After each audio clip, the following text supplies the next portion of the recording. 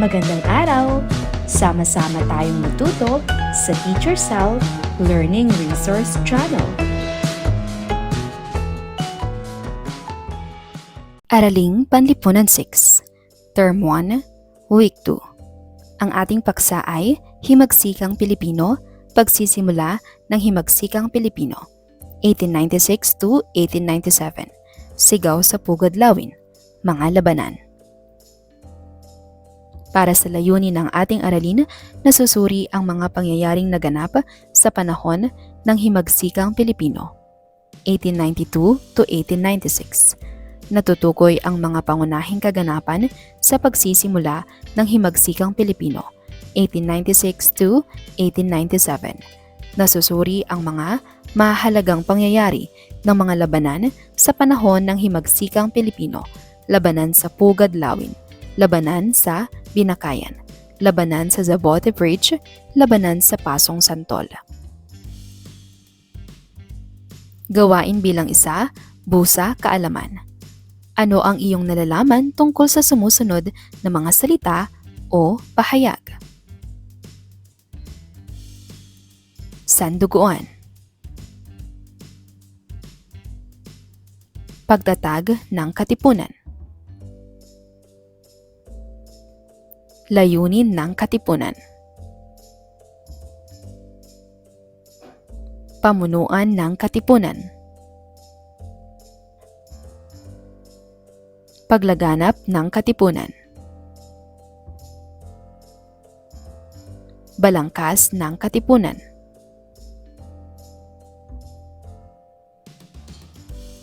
Gawain bilang 2, Lara Kwento. Tingnan at pagmasdan ninyo ang larawang nakapaskil sa pisara. Ano ang pumapasok sa inyong isipan o nararamdaman kapag nakakita kayo ng larawang tulad nito? Magbabahagi ang ilan sa inyo ng inyong saloobin o maikling kwento tungkol sa larawan. Unang larawan.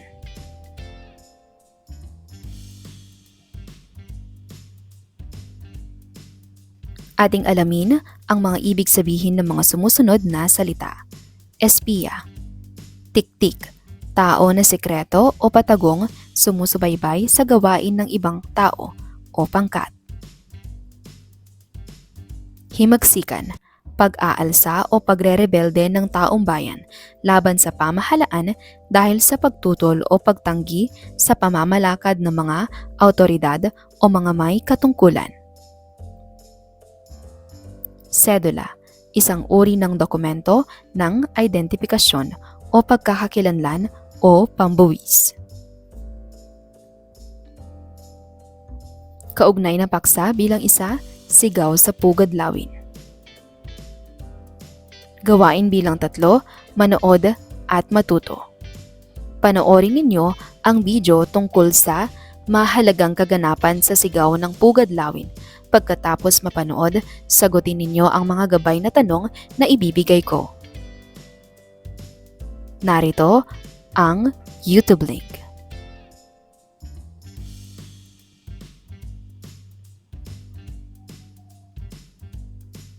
Ano ang kahalagahan ng sigaw ng Pugadlawin sa kasaysayan ng Pilipinas? Ito ang naging simula ng himagsikan ng mga Pilipino laban sa mga Espanyol. Sino ang mga pangunahing personalidad na kasangkot sa pangyayari at ano ang kanilang mga papel?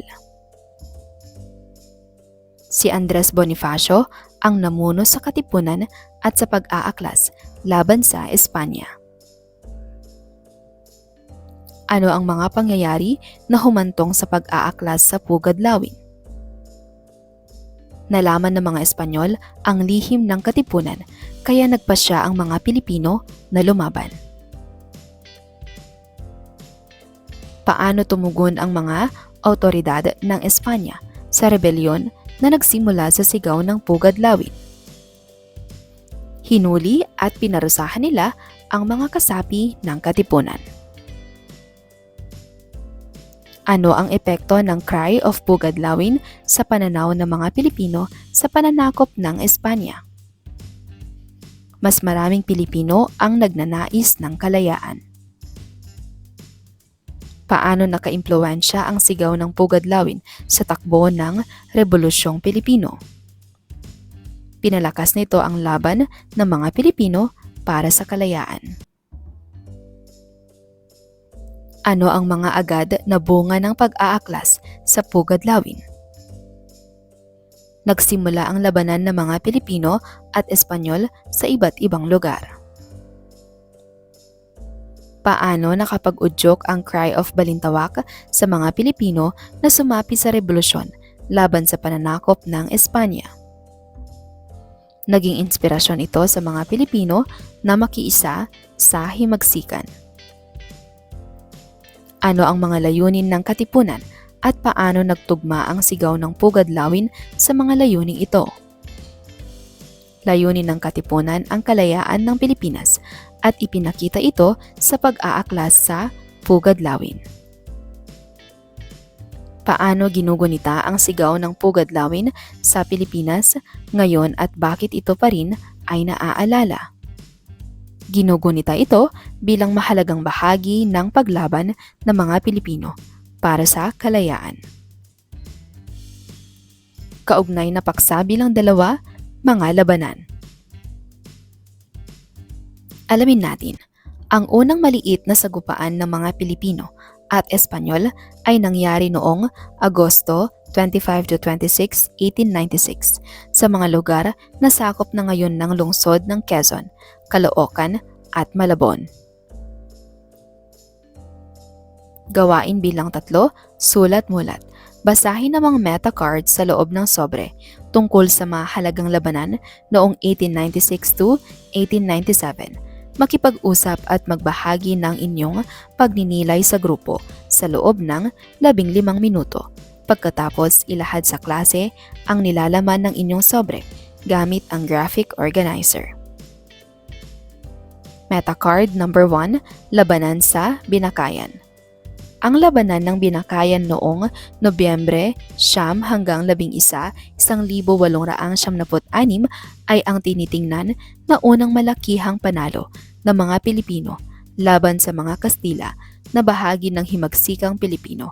Ang mga revolusyonaryong puwersa sa pangunguna ni General Emilio Aguinaldo at Artemio Ricarte ay nagtagumpay sa pagsalakay at pagtataboy sa mga Espanyol sa Binakayan, Cavite.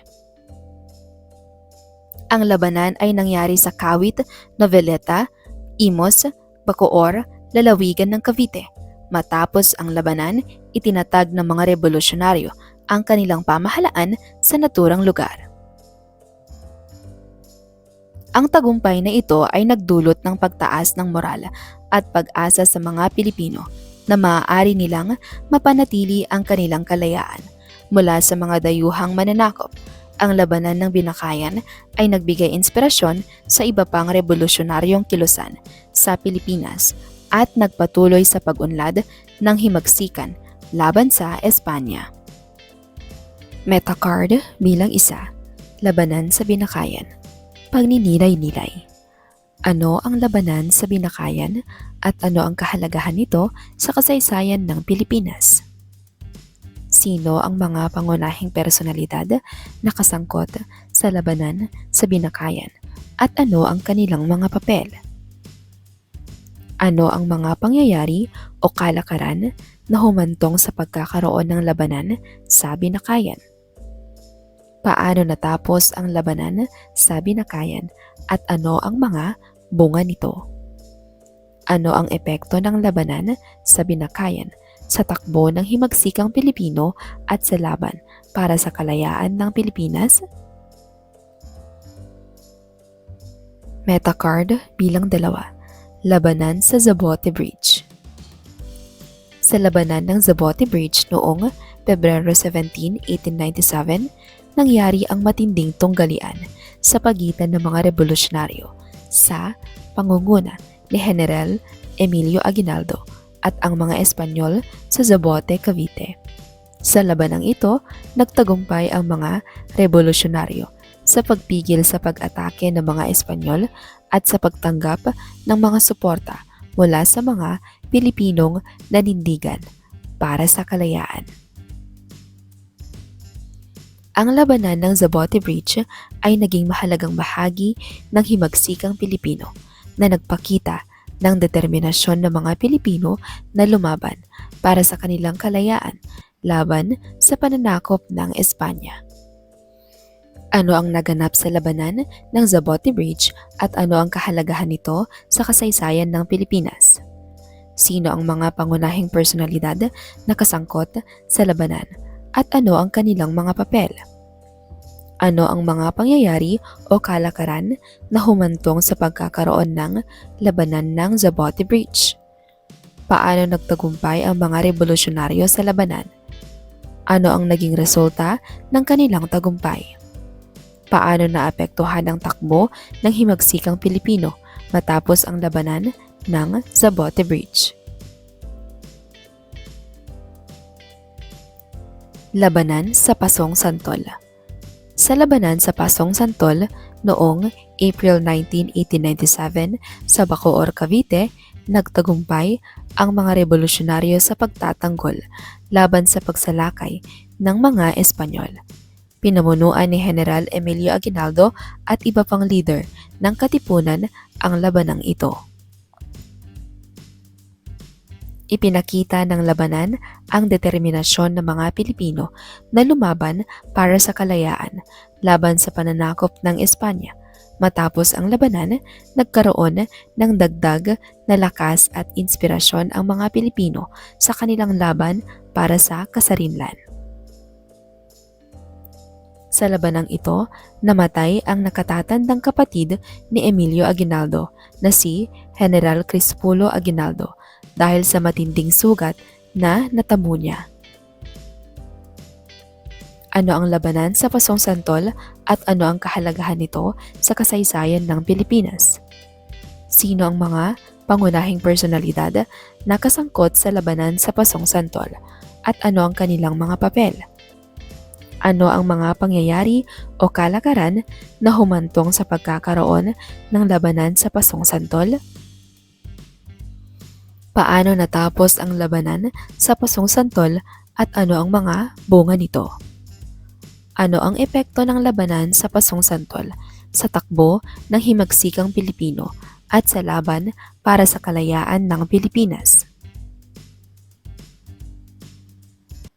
Narito ang mga tamang sagot sa meta card bilang isa. Ang labanan sa Binakayan ay isang mahalagang pangyayari sa kasaysayan ng Pilipinas kung saan nagkaroon ng pagtutunggalian sa pagitan ng mga revolusyonaryong pwersa at mga Espanyol sa Binakayan, Cavite. Ang kahalagahan nito ay nagpapakita ng determinasyon at pagkilos ng mga Pilipino laban sa pananakop ng Espanya. Naglalarawan ng pagsisimula ng himagsikan at pagtutulak sa pagsusulong ng kasarinlan ng bansa. Ang mga pangunahing personalidad na kasangkot sa labanan sa Binakayan ay kinabibilangan ni General Emilio Aguinaldo at Artemio Ricarte, ang mga lider ng mga revolusyonaryo at mga opisyal sa kanilang mga hanay.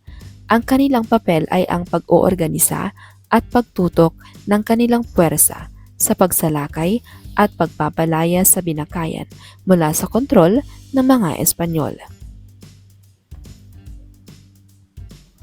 Ang mga pangyayari na humantong sa pagkakaroon ng labanan sa Binakayan ay kinabibilangan ng pagtataas ng tensyon sa pagitan ng mga Pilipino at mga Espanyol sa lugar, kasama na ang patuloy na pang-aapi at paglaban ng mga Pilipino para sa kanilang kalayaan.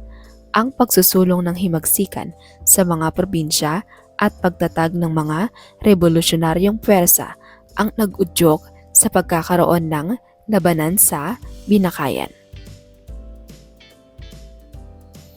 Ang labanan sa Binakayan ay natapos sa tagumpay ng mga revolusyonaryo sa pagtataboy sa mga Espanyol mula sa kanilang mga pwesto at pagsasakop sa mga lugar na dating kontrolado ng mga Kastila. Ang bunga nito ay nagpalakas ng loob at determinasyon ng mga Pilipino na lumaban para sa kanilang kalayaan mula sa dayuhang pananakop. Ang epekto ng labanan sa binakayan sa takbo ng himagsikang Pilipino ay nagpapalakas ng moral at determinasyon ng mga revolusyonaryo na patuloy na lumaban laban sa pananakop ng Espanya. Nagbigay ito ng inspirasyon sa iba pang mga pag-aaklas sa iba't ibang bahagi ng bansa at nagpapakita ng pagkakaisa ng mga Pilipino sa kanilang hangarin para sa kalayaan. Narito naman ang mga tamang sagot sa meta card bilang 2. Sa labanan ng Zabote Bridge, nagtagumpay ang mga revolusyonaryo sa pagpigil sa pag-atake ng mga Espanyol at sa pagtanggap ng mga suporta mula sa mga Pilipinong nanindigan para sa kalayaan. Ang kahalagahan nito sa kasaysayan ng Pilipinas ay nagpakita ng determinasyon ng mga Pilipino na lumaban para sa kanilang kalayaan laban sa pananakop ng Espanya. Ang mga pangunahing personalidad na kasangkot sa labanan ay kinabibilangan ni General Emilio Aguinaldo, ang leader ng mga revolusyonaryo at mga opisyal sa kanilang mga hanay at mga Espanyol sa ilalim ni General Fernando Primo de Rivera. Ang pag-usbong ng tensyon sa pagitan ng mga revolusyonaryo at mga Espanyol sa Zabote, Cavite ang humantong sa pagkakaroon ng labanan ng Zabote Bridge. Ito ay isa sa mga pangyayaring nagbigay daan sa pagpapalakas ng himagsikang Pilipino. Nagtagumpay ang mga revolusyonaryo sa labanan ng Zabote Bridge sa pamamagitan ng pagtanggi sa pag-atake ng mga Espanyol at pagtanggap ng mga suporta mula sa mga Pilipinong sumusuporta sa kanilang hangarin para sa kalayaan. Ang resulta ng kanilang tagumpay ay nagbigay ng dagdag na lakas at inspirasyon sa kanilang kilusang revolusyonaryo. Ang takbo ng himagsikang Pilipino ay naapektuhan matapos ang labanan ng Zabote Bridge sa pamamagitan ng pagpapalakas ng kanilang posisyon at pagpapalawak ng kanilang impluwensya laban sa mga Espanyol. Mga tamang sagot sa meta card bilang 3.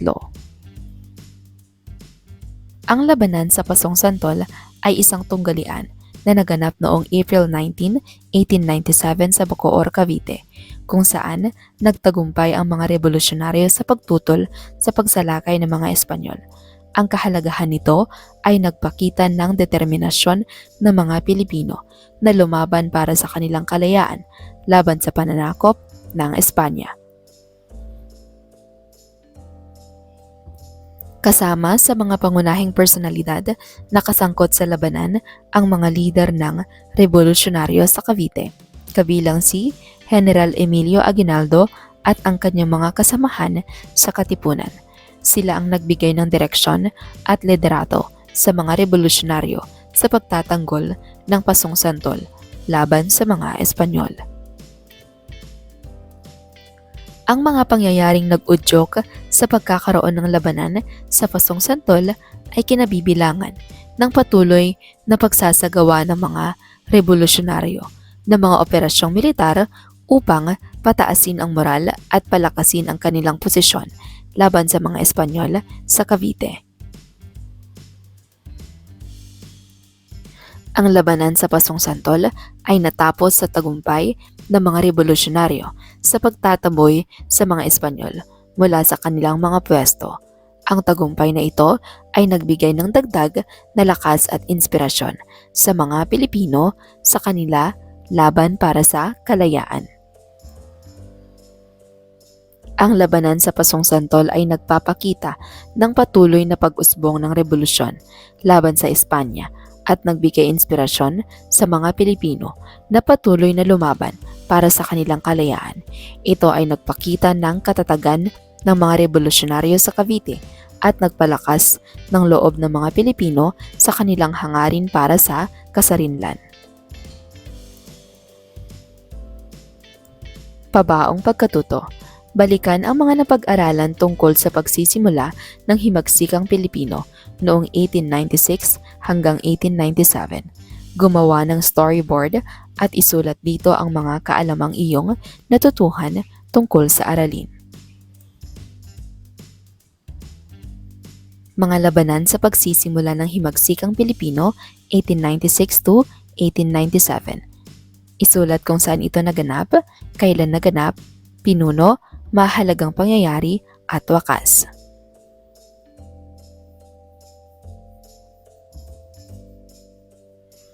Piliin ng titik ng tamang sagot. Ano ang kahulugan ng sigaw ng Pugadlawin sa kasaysayan ng Pilipinas? A. Simula ng himagsikang Pilipino. B. Pagtatatag ng unang pamahalaang Pilipino. C. Pag-alsa ng mga manggagawa laban sa kolonyalismo. D. Pagdeklara ng independensya ng Pilipinas. Ang tamang sagot ay A. Simula ng himagsikang Pilipino. Sino ang pinuno ng katipunan na nagsaad ng sigaw ng Pugadlawin? A. Emilio Aguinaldo. B. Andres Bonifacio. C. Apolinario Mabini. D. Emilio Jacinto. Ang sagot ay B. Andres Bonifacio. Saan eksaktong lugar naganap ang sigaw ng Pugadlawin? A. Balintawak, Quezon City. B. Pugadlawin, Caloocan City. C. Kawit, Cavite. D. Intramuros, Maynila. Ang sagot ay B. Pugadlawin, Caloocan City. Ano ang pangunahing layunin ng labanan ng himagsikang Pilipino noong 1896 to 1897? A. Pagpapalaya sa Pilipinas mula sa pananakop ng Amerika. B. Pag-aalsa laban sa kolonyalismong Espanyol. C. Pagtataguyod ng komunismo sa bansa. D. Pagtatanggol sa teritoryo ng Pilipinas laban sa ibang bansa. Ang sagot ay letrang B. Sino ang naging unang pinuno ng himagsikang Pilipino noong panahon ng labanang ito? A. Emilio Aguinaldo. B. Andres Bonifacio. C. Jose Rizal. D. Apolinario Mabini. Ang sagot ay B. Andres Bonifacio. Anong taon nagsimula ang himagsikang Pilipino na may pag-aalsa sa mga Espanyol? 1898, 1901, 1896, 1872. Ang sagot ay C. 1896. Ano ang naging epekto ng labanan ng himagsikang Pilipino sa pampolitikang kalagayan ng Pilipinas? A. Pagkakaisa ng mga Pilipino laban sa kolonyalismo. B. Pagkawatak-watak ng mga Pilipino. C. Pagdating ng mga dayuhang sundalo. D. Pagsuko ng mga leader ng revolusyon. Ang sagot ay letrang A. Sino ang tinaguriang ama ng himagsikan dahil sa kanyang papel sa labanan ng himagsikang Pilipino? Andres Bonifacio, Jose Rizal, Emilio Aguinaldo, Apolinario Mabini. Ang sagot ay A. Andres Bonifacio. Ano ang naging simula ng himagsikang Pilipino noong 1896? Pag-aalsa sa Pugadlawin, pagtatanggol sa Pasong Tamo, pag-aklas sa Antipolo, paglaban sa labanan ng Tirad Pass. Ang sagot ay letrang A. Ano ang ginamit na sandata ng mga revolusyonaryo sa labanan ng himagsikang Pilipino noong 1896 to 1897? Mga kanyon at baril, bolo at sibat, samak at katana, rifles at bayonet. Ang sagot ay letrang B, bolo at sibat.